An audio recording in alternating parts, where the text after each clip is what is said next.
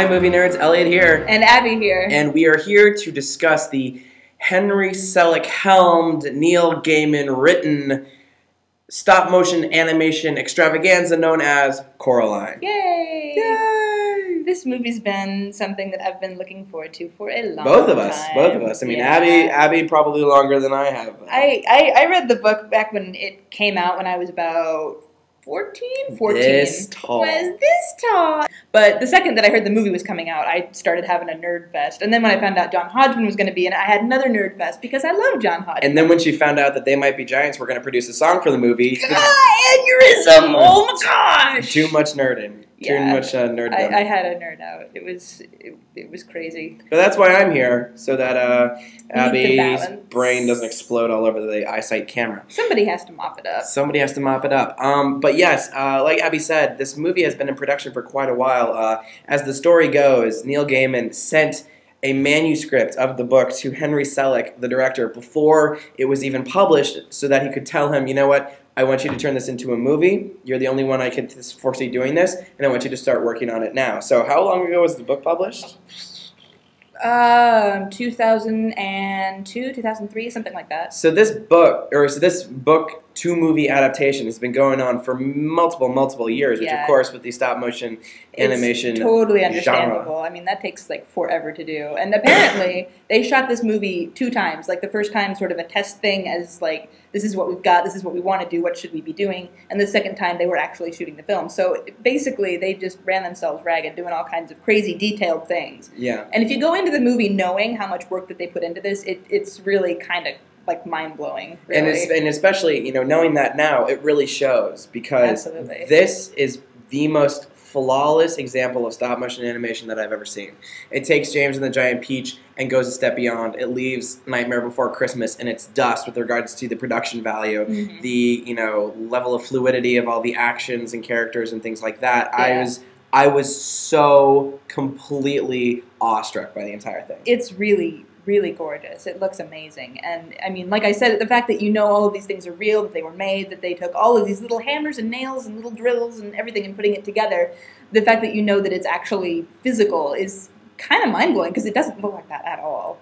Absolutely. It looks so seamless that you would have to assume that it's computer-generated, which, you know, one of the great things about computer animated films is that they are so great, but then, you know, it sort of numbs us to the possibility that anything could be so flawless without being completely airbrushed and all that sort of thing. And that, for me, I guess I like my things flawed because that kind of, I mean, as much as I did enjoy this movie, kind of brought it down a notch for me because I'm like a massive fan of Henry Selick's earlier work. Like James and the Giant Peach was my absolute favorite movie growing up.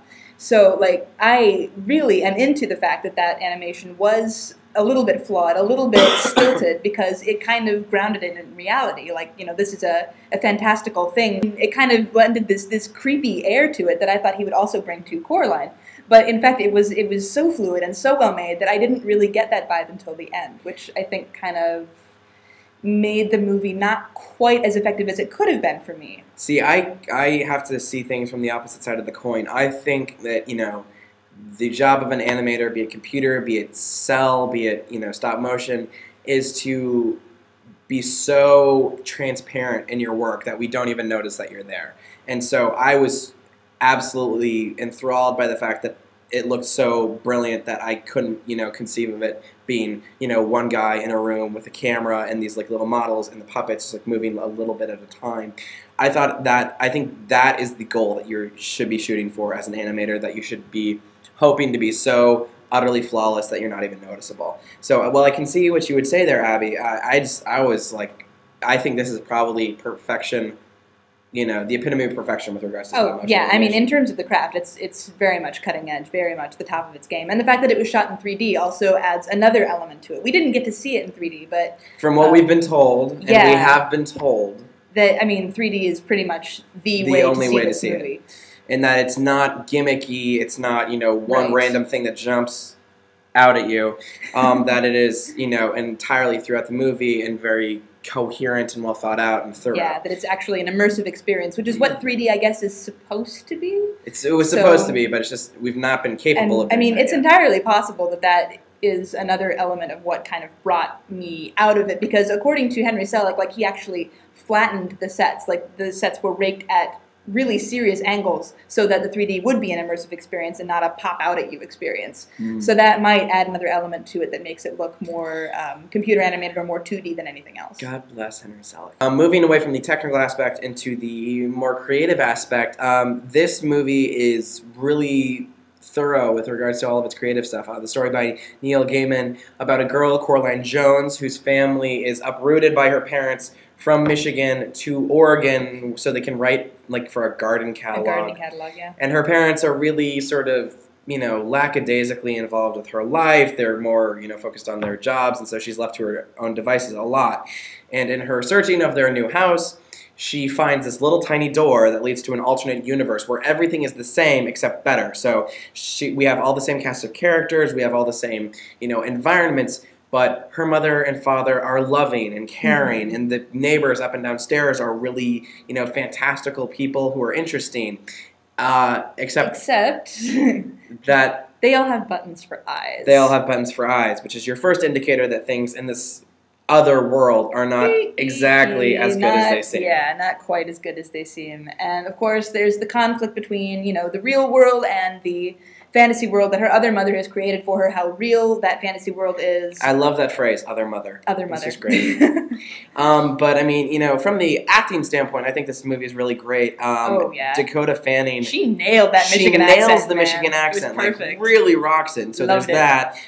John Hodgman, no matter what he does, he's going to sound like John Hodgman. He's always going to be John Hodgman. I love John Hodgman. I thought Terry Hatcher was actually surprisingly no capable. kidding. I was kind of iffy about her when I saw that she was going to be cast, and I went, oh, really? I mean, that's kind of central casting general stuff, but she did a very good job. And sub-point on the father, the voice acting was done by John Hodgman. The musical voice acting was done by John Linnell of They Might Be Giants, as They Might Be Giants wrote one of, it's a short 30-second but utterly it's so cute. Delightful song for the movie. And also great voice acting by Ian McShane, who also does, he always does, McShane. Great things in every movie he's in. Totally owns. And Dawn French and Jennifer Saunders, also known as French and Saunders for you Brits out there, as her downstairs former theatrical neighbors. Loony neighbors. Loony neighbors.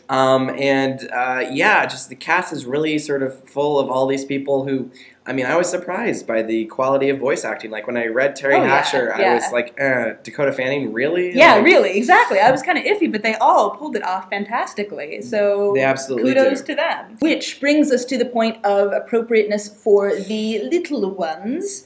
I have no idea how many parents actually watch this vlog. Well, if you are a parent and you do watch this, or if you have young nieces and nephews, whatever, if you have a kid with you and you go to see this movie, bear in mind that not all kids will enjoy this movie. Pay heed. Yes, I wouldn't take a kid to this unless they were maybe 8 or older, and if they were 8 years old, like a slightly mature 8 years old. Like the kind of kid who can watch movies like James and the Giant Peach, who can watch movies like Nightmare Before Christmas and not get creeped out. Because the thing is Coraline is a fairy tale, but it's a fairy tale like the old school Brothers Grimm fairy tale, where things don't always go as to plan and not everything is rainbows and sunshine. This one's got teeth. Definitely has teeth. But, aside from that, visually stunning, incredibly well acted, loved the story. Oh my gosh. This has been my favorite movie that I've seen of 2009 thus far. Woohoo. And I would say that it's probably, I'm going to say it's in my top 3 already. I don't even know what else is coming out. I mean, look at that. There are plenty of good things coming out. Star Trek's coming out. Hopefully that's good. The new Wolverine, Watchmen. I mean, we did our best of videos, and I did my little section of looking forward to, but gotta say, Coraline owns every inch of it. Totally worth the wait. So, for Two Awesome Movie Nerds, I'm Abby. And I'm Elliot. Go forth and watch. Please do. Go forth and watch.